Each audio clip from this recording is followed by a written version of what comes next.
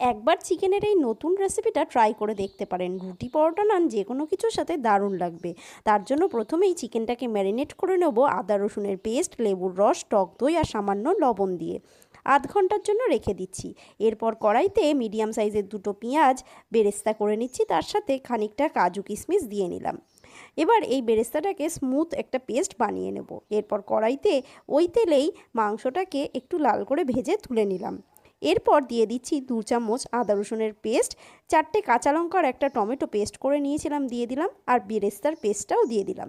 এরপর পরিমাণ মতন লবণ, হলুদ গুঁড়ো, ধনের গুঁড়ো আর কাশ্মীরি লঙ্কার গুঁড়ো দিয়ে ভালো করে কষিয়ে মাংসটা দিয়ে দিলাম।